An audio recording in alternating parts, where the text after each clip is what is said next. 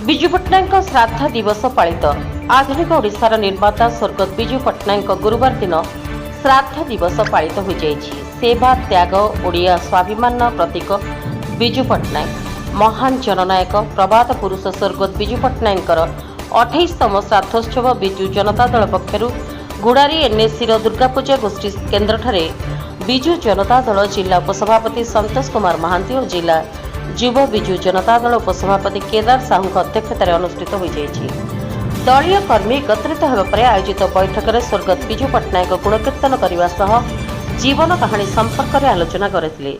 NSC अध्यक्ष सुश्री शर्मिता सबर, उपाध्यक्ष जगेश्वर राव, 11टी काउंसिलर, दलीय कर्मी और बुद्धिजीवी विजु पट्टनायक फटोचित्र में धूप पुष्प माल्यार्पण करथिले। एहिभଳି जने महान नेतांक नीति और आदर्श रे अनुप्राणित होगा आलोचना करिसेंती।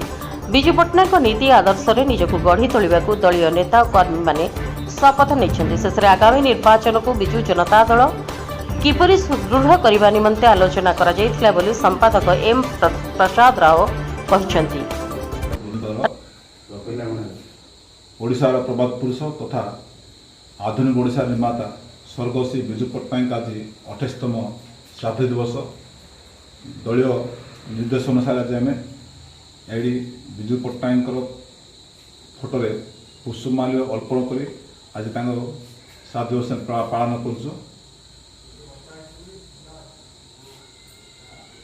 उपस्थित श्राद्ध दिवस आमर एनएससी 11टी काउंसिलर विजु कर्मी आमर एनएससी अध्यक्ष समस्त उपस्थित आज आमर स्वर्गत विजु पट्टनायक श्राद्ध दिवस पालन